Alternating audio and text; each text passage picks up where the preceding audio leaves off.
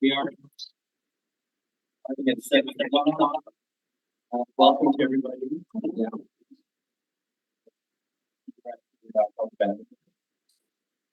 And starting off this meeting, this is the Area C Advisory Planning and Heritage Commission. We do have our applicants here. We are recording the meeting as per the bylaw, and so I'm talking a little bit louder to make sure that the sound can travel over to there. And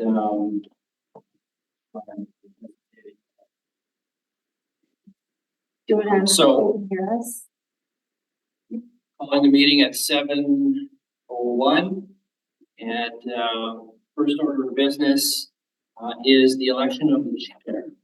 So I will entertain a call for nomination for the chair position. I'm nominating.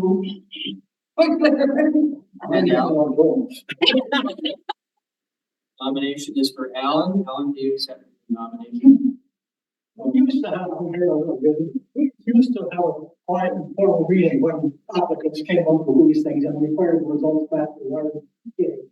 We have now got this to where the RDC calls the meeting. They prefer to do just online rather than in person. They set out the agenda, they set out the minutes. Our purpose seems to be just to understand why. Get the feeling that is the case, because in our discussions with the RDC, the meeting with the applicants was very secondary importance. Getting the meeting held was important. I find that wrong, and if that is going to be the case in the future, I know it should be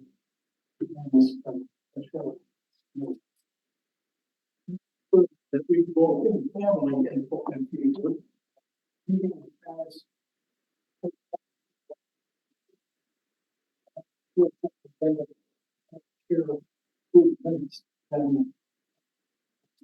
So I understand, and I'm happy to clarify, as required by the Area C APHC committee, your job, your role is extremely important.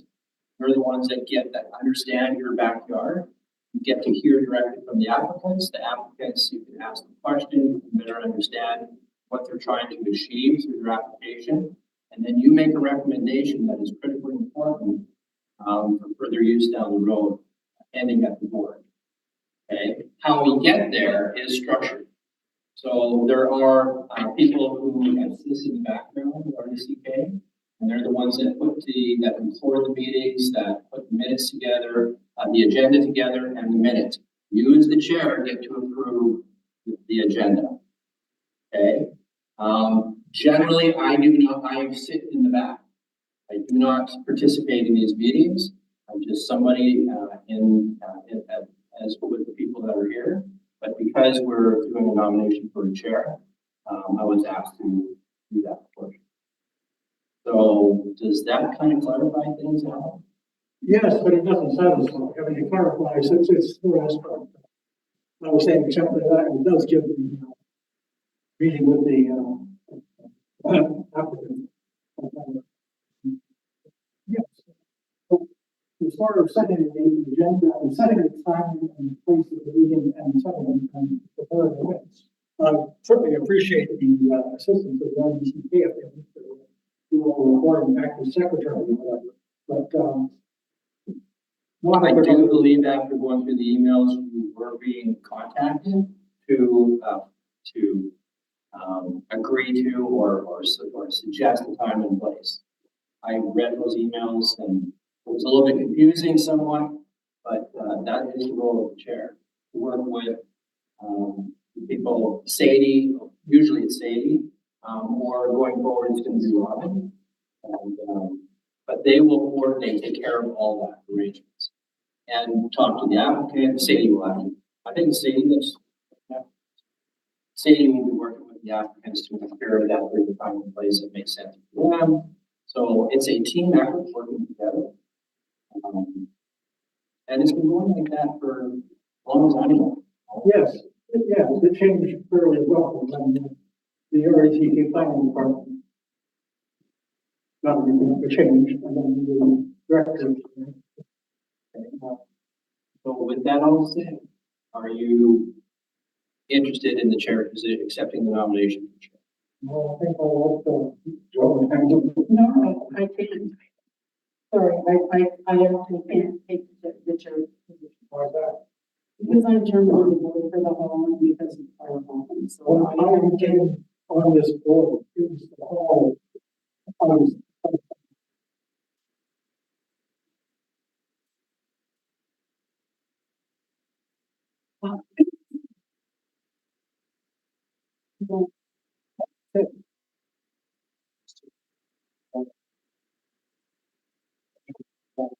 So then Alan, you are accepting the time. That. yeah, So then technically I would use for Nathan or.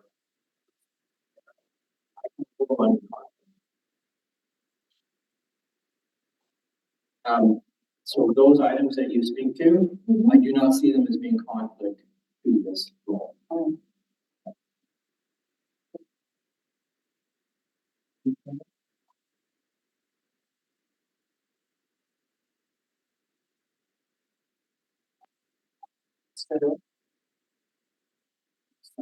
We'll accept the nomination. By Alan, nominated by Tom. Okay, seconded by Ted. Further nominations? Calling once, further nominations? Calling twice. Third time? Thank you, Ms. Chair.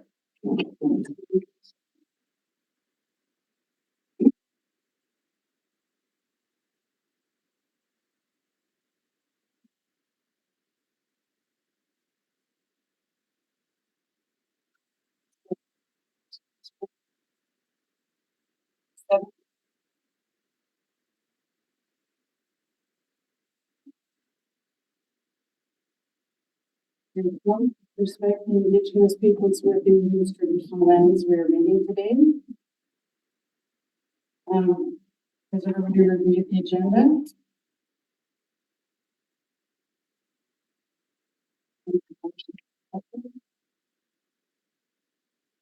Seconder, That's Brian and Ted. all those in favor? Carried. This one. I think that's the one that we speak themselves. Well, according to your,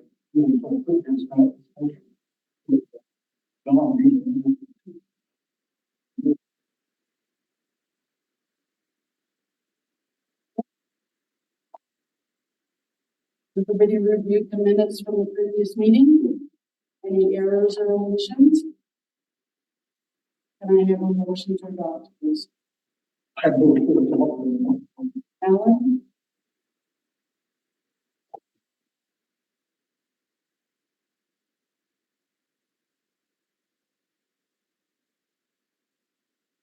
Step up.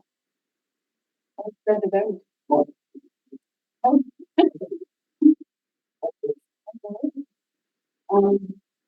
Start the motion, seconded. Ted? All those in favor of adopting the minutes? Carried. That request, the referral package.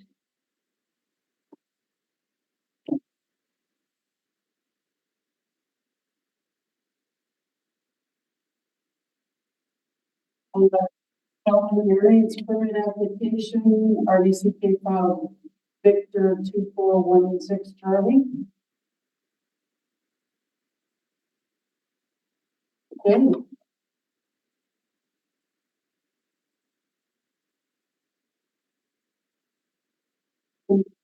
Question. Sorry. I'll get the app. Let me know if I find it here.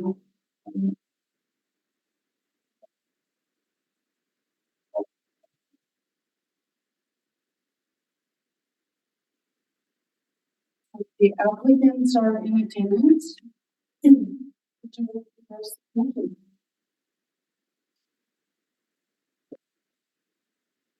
Then you guys have.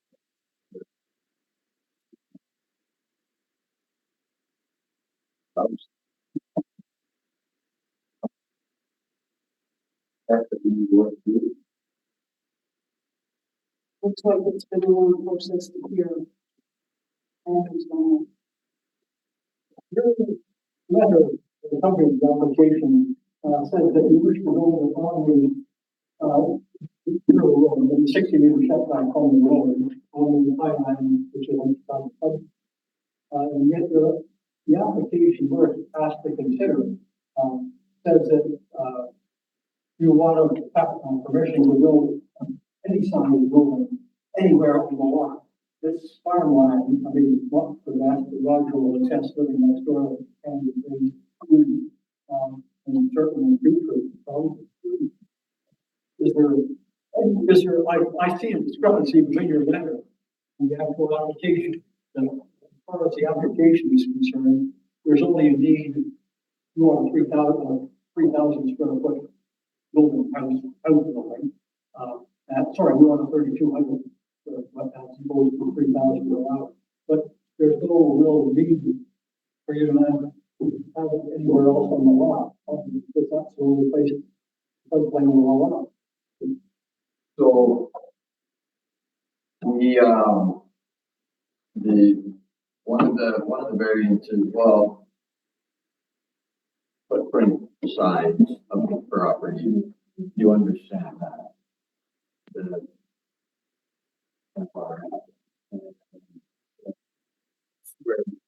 We're allowed 300 square meters, and we want to go to 319. So we have got we got another floodplain assessment. Had an engineer that set our property, and so some of the reason why in the RDCK, they're wanting not to go from within 60 meters of the roadway, right?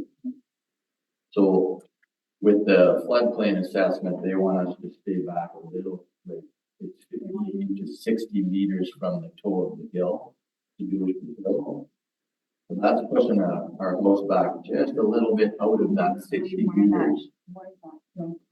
So the house itself is, originally we told them that we could put it in the 60 meters if that would be fine for our property wise. But due to the slide of the hill, the risk of that ever sliding, they would like us to put a few meters further into the property. Does that answer your question? That answers some of your question. We're not wanting to just put the house anywhere. And also with floodplain levels, it's about where we want there. It's about the only place we can build for. Yes, you want to be on that corner of the park. Everything else is too low. Yeah. The application says we want to be able to build anything anywhere on the property. It does away with your building size. It does away with your building location. You could put a 6,000 square foot. So are you saying that in the application, that they say to, like, a city park, areas? Is that what you're saying? I'm not. So I guess I'm saying, well, why do we need to change all this?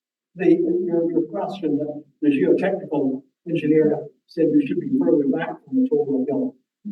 Well, I can't see that a few meters is going to make any difference when that hill comes down, if that hill comes down. I don't think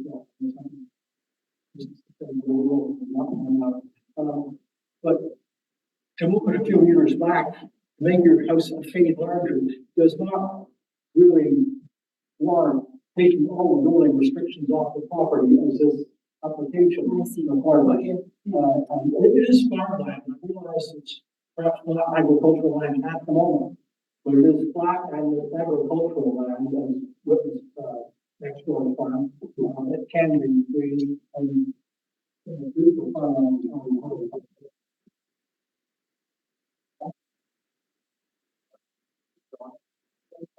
Third one. Gravel.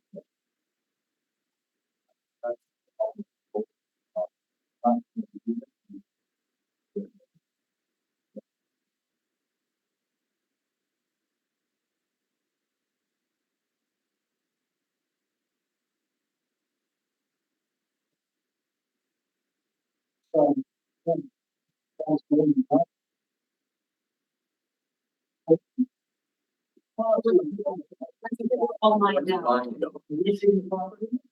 Oh, yeah. Is it sellable? Well, I mean, a lot of rocks have to be picked. We have had the ALC commissioner from Vancouver come and walk our land. And they said that we could maybe do potted trees or bees. That's about all they could come up with that we could do for Possibly agriculture. greenhouses, but. On our, yeah, possibly greenhouse. Then the floodplain would be the issue there. And that is slide that we wanted to build on. Because I was there, my sister was in the house, and people got killed when the slide came down. In my grandma's house, it came up her roof. That does stop, like you're saying, it does make a difference. Be a few meters back. My sister just what was killed in the log house, I got right your neighbors slide, and that's why that land is so high, because of that slide, and maybe 8 or 7 to get what you like. So my grandma's fence, the slide came right up to it, she's back from the double wide trailer. It's fair, because of the winds back from that coast. So it was a serious thing that coast. She wasn't upstairs, so she would have been dead. They pushed that whole house right back to roughly where they want to move. Yeah. So it's a big deal.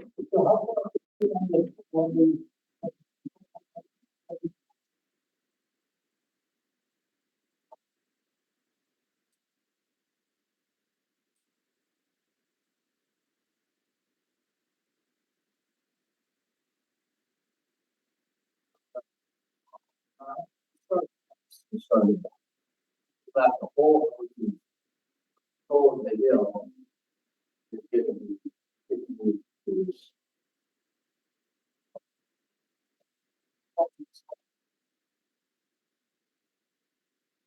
trying to 290 square inches.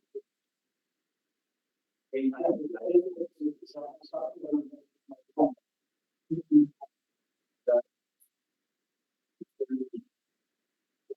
square feet of road.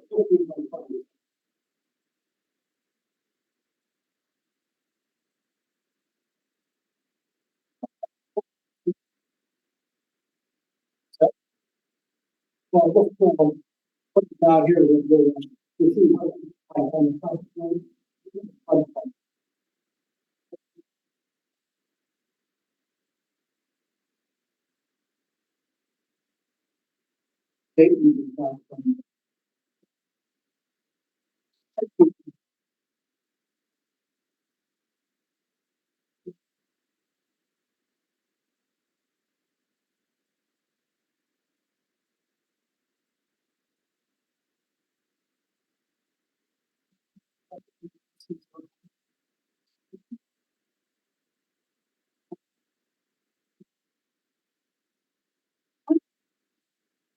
Yes.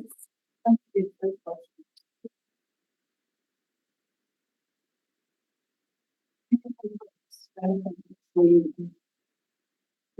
It's not this of what experience.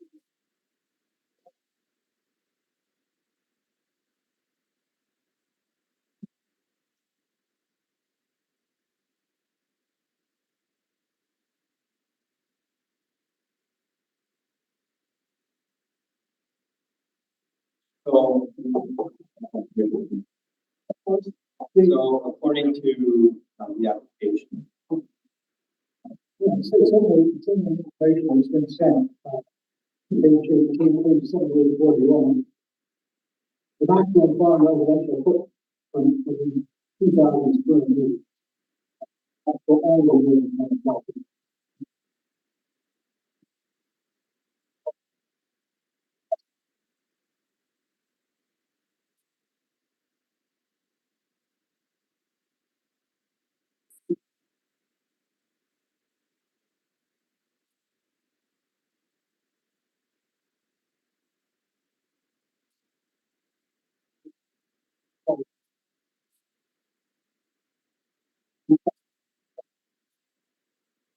I haven't seen it. That's crazy. I just don't know.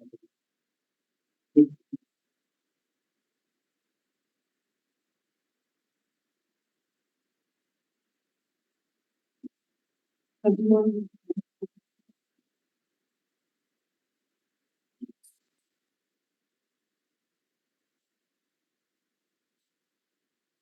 So the owners are proposing to build a new residence on the property and are requesting 3 variances to do so.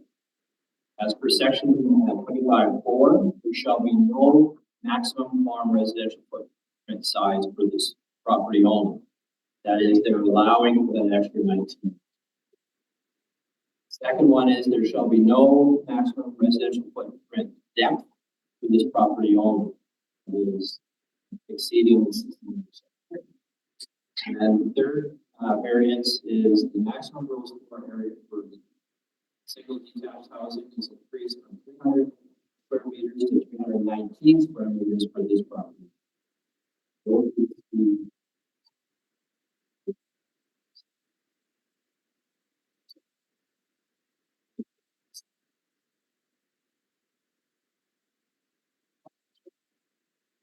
So, that's 2003. Um,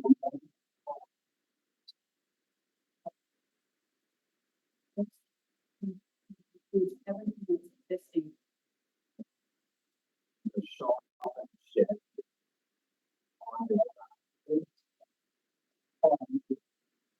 Yeah, shop and the shed, they've been there for many years, so because it was a concrete plant and a gravel pit, those were set out in the middle of the property, right? So they spread that property out quite, quite largely. Yeah, so you're like, You do use them, yeah. what size are they? The shop is like a 40 by 40 and the shed is a 30 by 30 and there's another 20 by 40 on there.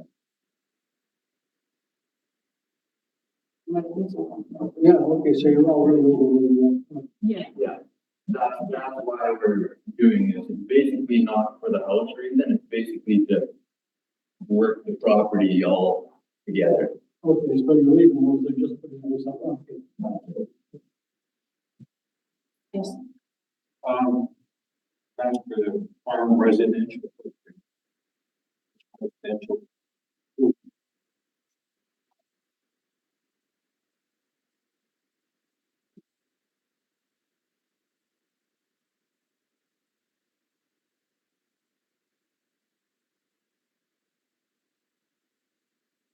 so, I understand what you're saying. You're saying that those buildings do not encompass part of I understand. the farm residential footprint?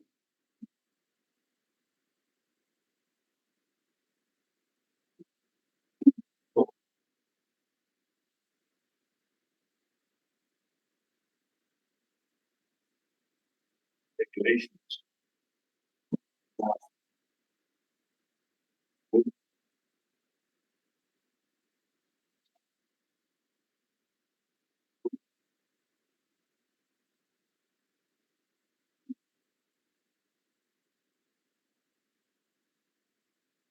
Existing regulations say the maximum meters.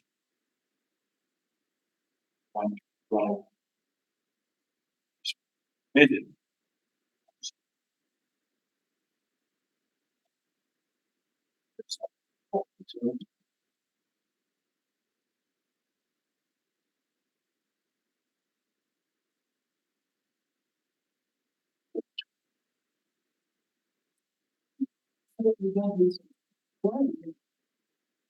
included in the residential. I thought they were not.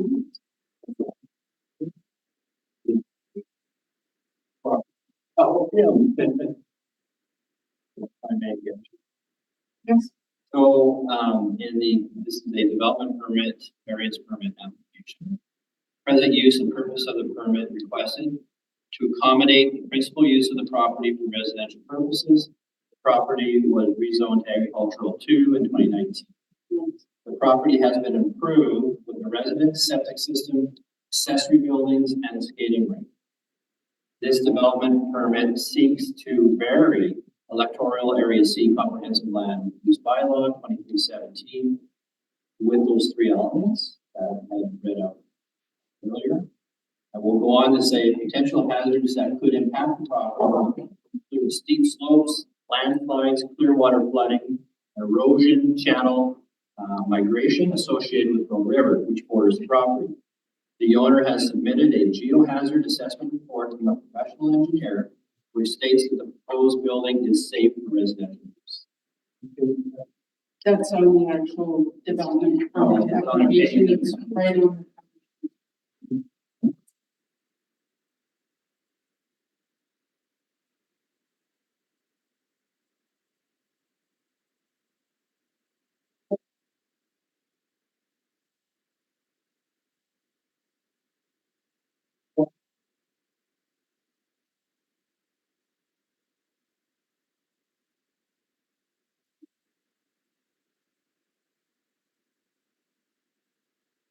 It says that this building is 319 square. 319, which is a really small amount, 2,000. The bylaw allows him 2,000 square meters of residential building. That's far from the bylaw. He is applying for, he says, got over 319. I guess our query is, I was of the understanding that accessory buildings were not included. They're ready. They're They not. are part of the property that's in under consideration. Okay, so I guess going back to Brian's question, then what are we asking for the residential footprint? If it's only the house if it's only the residence that, which is way under the allotted. So you're going to determine your position on the development variance permit, which includes that there will be no maximum farm residential footprint size for this property. There shall be no maximum farm residential footprint depth for this property only. Maximum gross floor area of a single detached housing is increased from 300 square meters to 319 square meters for this property. That is the variance items. Yeah.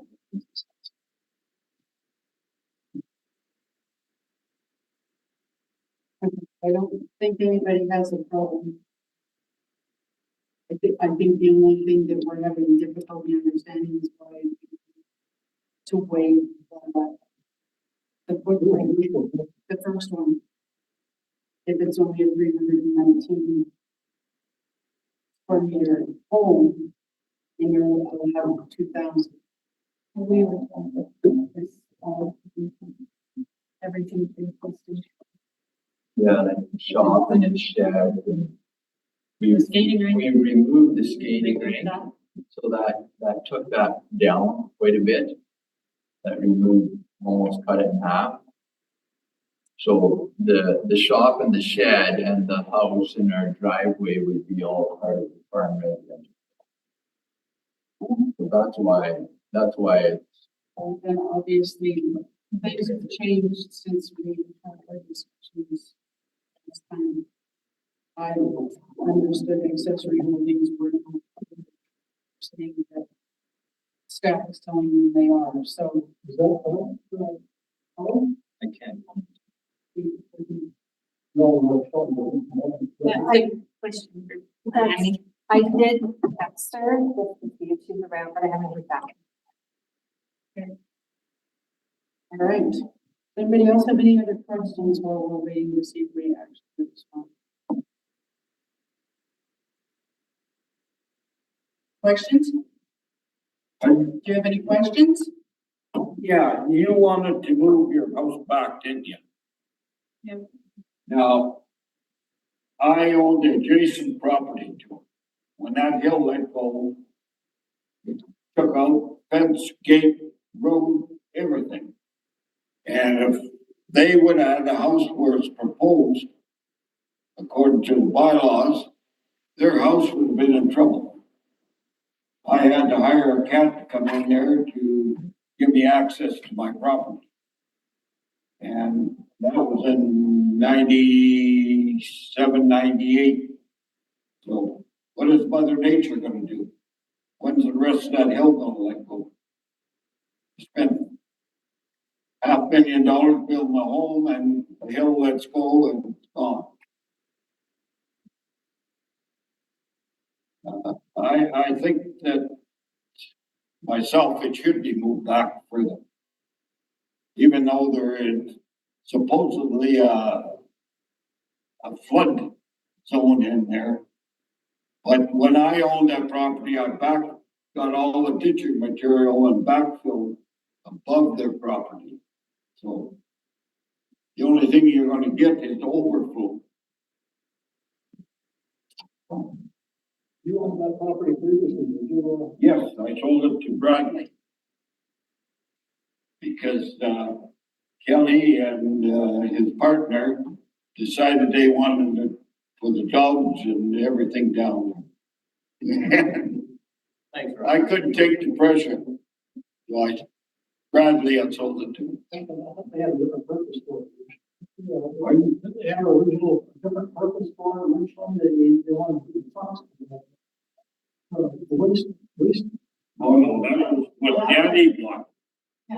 And I was up. Rod's talking We got- about my yeah. neighbor, Brent, he lived over there. We went through that already. We're not going up the business on the property. Right, that one.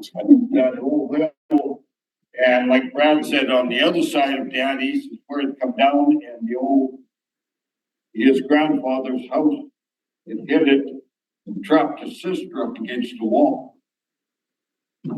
You get more and more building up in Erickson, septic tanks, and it runs downhill. The orchards actually, they pump more water in and mine makes it dry. They come around that bank. And I know the guys that own the orchards above, and he's like, we don't have enough water, that mine's open nonstop. That's why I have water seeping 24/7, driest along that hill. Lived there my whole life, born and raised down there too, like, broad.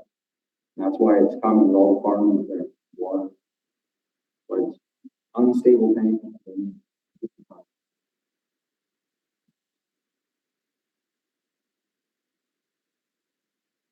Anybody else with any other questions? It's actually, we only goes on 2 windows and 2 windows. There was a slide up about Jake Cockcroft, and also he went, looked at that whole line, and he restored that sold on the property, water store.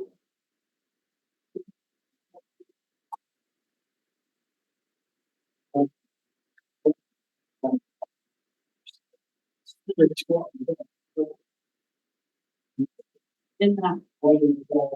Yeah.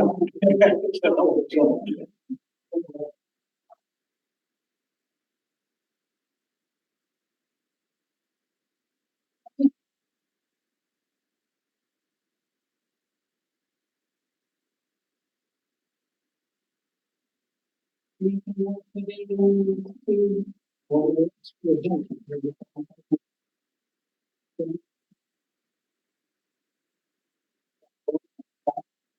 Like one thing I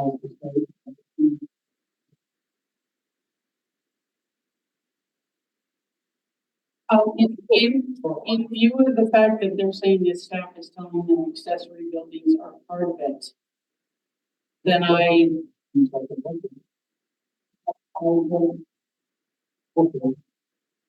mean, are you going to give them a conditional vote until we hear from the staff? That's probably. So. Yes, Brian. When I look at the video, multiple. Single detached, all of them are like accessory use. And then.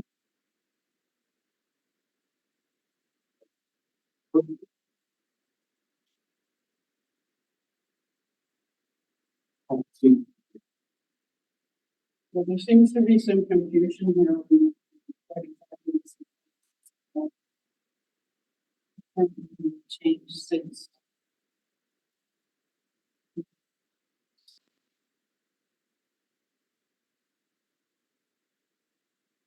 And I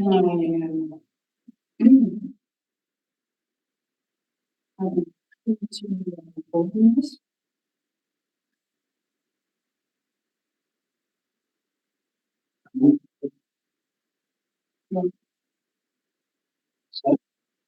Yeah, you go with it. And I have a seconder.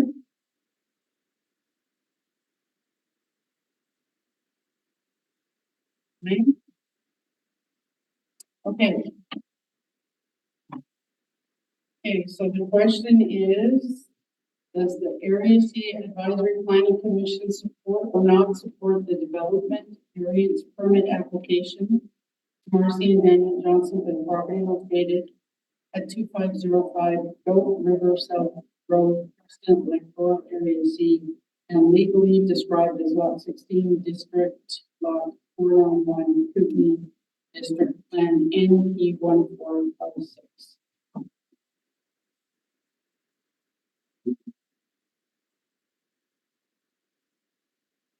Just put a call out to see if we can get a response, but we haven't heard anything back. On the website too, it's all buildings now. It's on the website page and everything's same thing. Counts all your outside buildings, like they're saying driveways, they can count and that's taken out of farmland. Fortunately, that's the thing, so why, like you said, otherwise you wouldn't have this in front of you, it'd just be the moving, it wouldn't be the size variant at that point in time. Because you wouldn't even be close to that round, you know, size.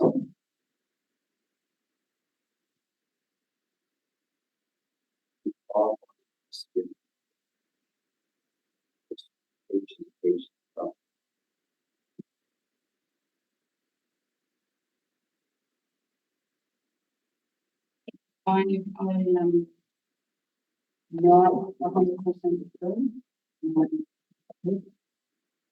Was that change? There's the rest of us from the same board. But still, we have a question on the floor. Can we show of hands?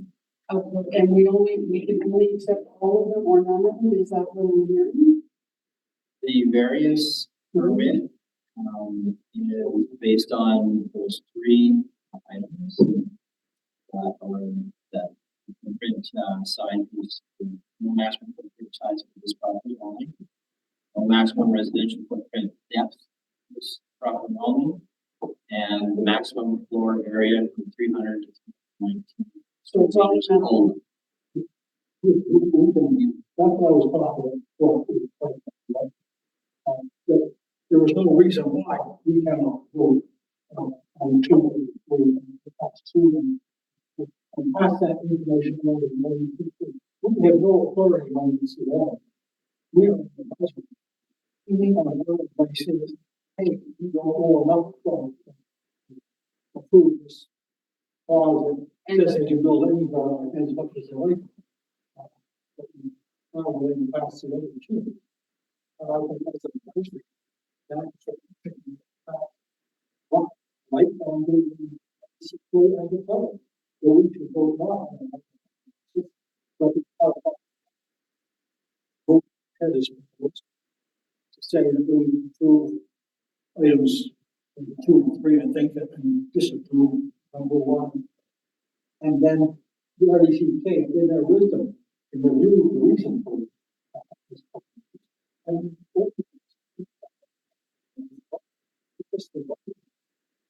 an amendment. I move an amendment that we modify Ken's approval to justify clauses 2 and 3 and not to the clause 4. Okay. Do you have a seconder for that? So, yes, we- I have Sadie on the phone. Okay, what's that? Hi, Sadie. Hi, Doug.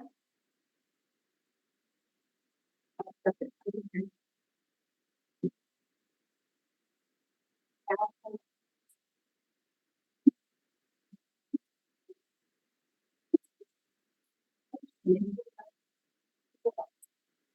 Welcome, Sadie. okay. So.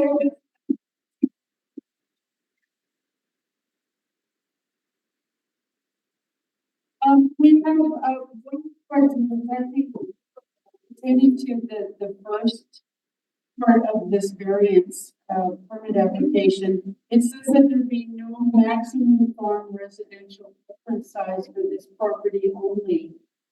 We were all of the understanding that the farm residential footprint did not include accessory buildings.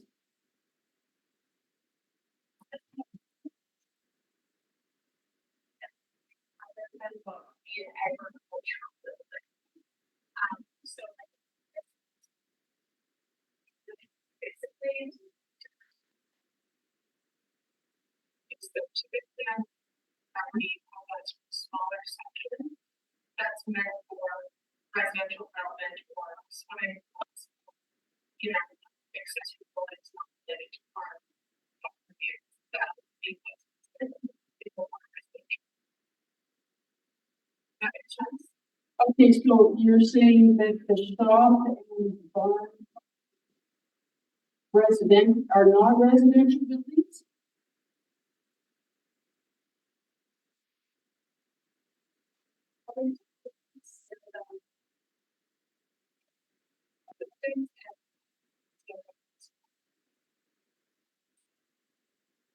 Maybe explain the context for this application. This is like a pretty unique property. As I'm sure you guys will be looking at it. It used to have some, I think, quarry or industrial zoning. And the property was sort of historically developed in quite a strange way. And is Danny there as well? Yes. Yeah, he might be able to provide some context, but they went through, a rezoning, like quite a few years ago in order to be able to do residential development on the property. And in order to do that, they had to go from the quarry zoning to another zoning. They went to the agricultural zoning, because they were in the ARR to recognize that. But I don't know all the details of that application, but that was the appropriate time. But what is going to happen as a result of that is he's now subject to these regulations that make it really tricky for him to do any kind of development. Because there's such a huge farm residential footprint already.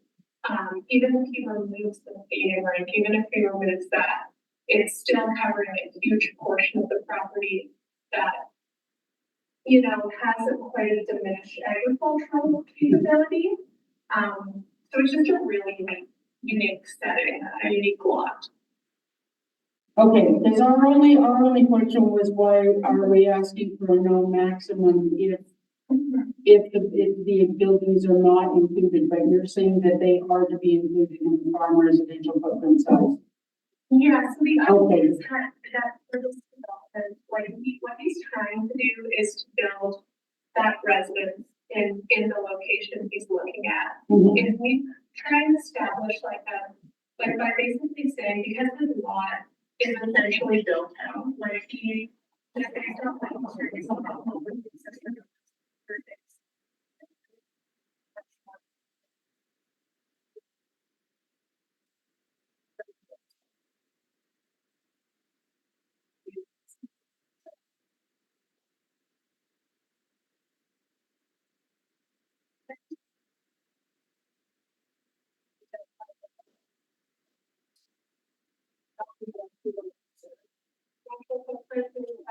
and it's so unique and so unlikely to be part of the Does anybody else have any questions? Okay. All right. Thank you very much for that clarification. And yeah, we were just misunderstanding and we couldn't figure out why these buildings were being included in the residential program. Yeah. Okay. It's so confusing. I really appreciate that. Because you guys have just hopefully one place to figure out what kind of development here. So I appreciate your guys. Wonderful. Thank you very much. Thank you. Take care. Very, I don't.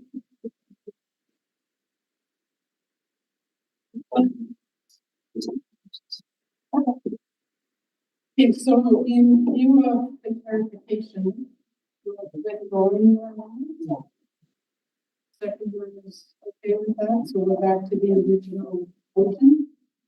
Okay, all of those in favor of supporting the application, can I have a show of hands, please? Brian, are you with us? Okay.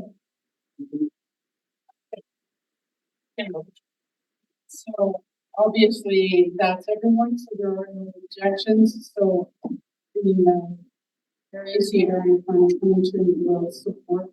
The application.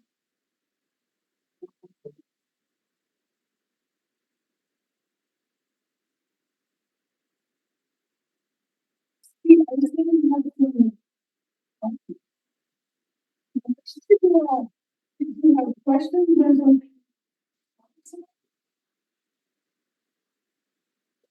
Oh, wonderful.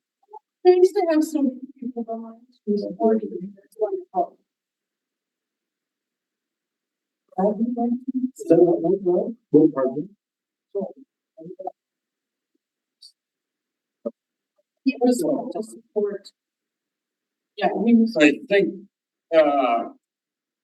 Bradley, like,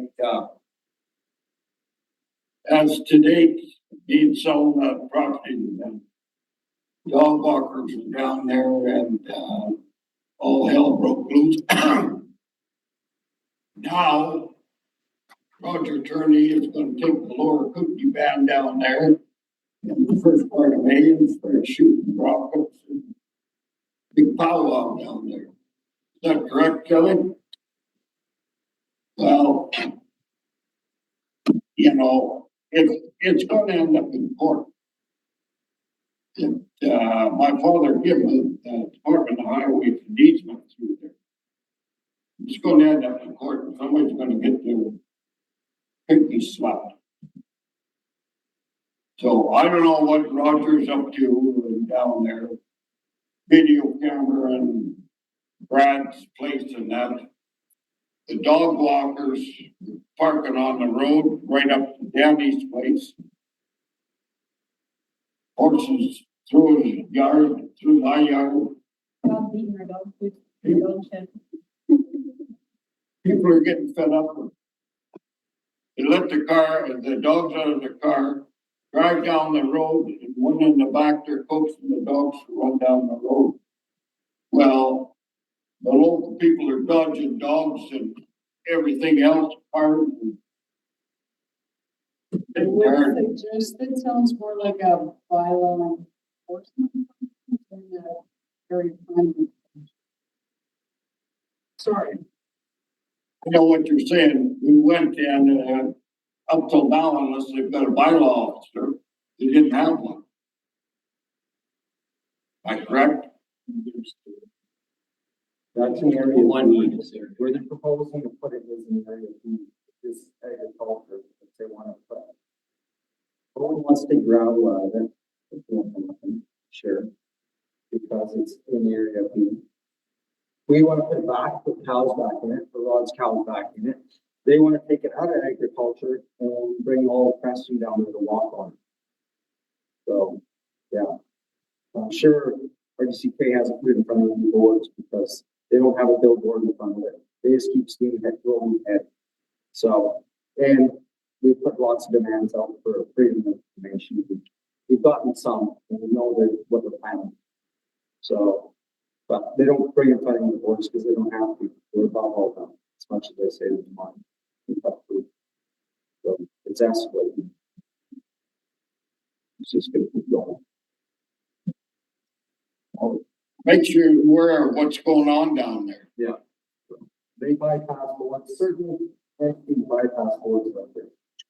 But yeah,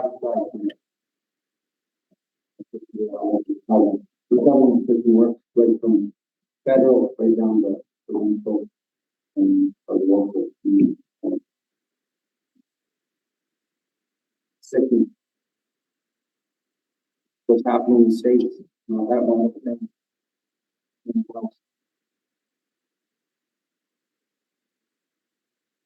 Okay, well, at this time, I would.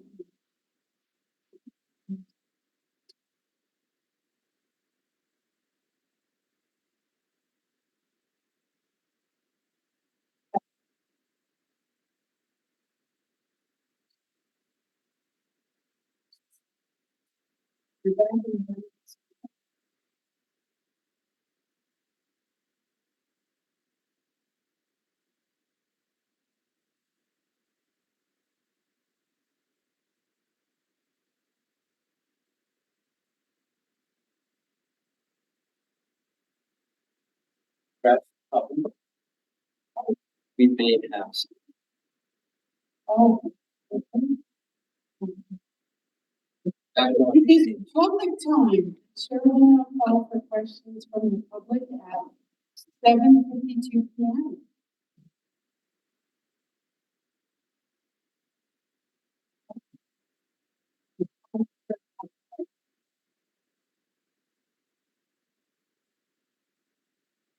Right, we're just straight up on this one. The next area you see advisory planning and scheduled for May 12th. 7 p.m.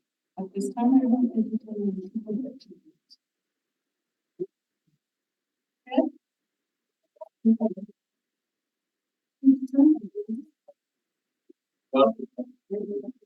Sorry, really.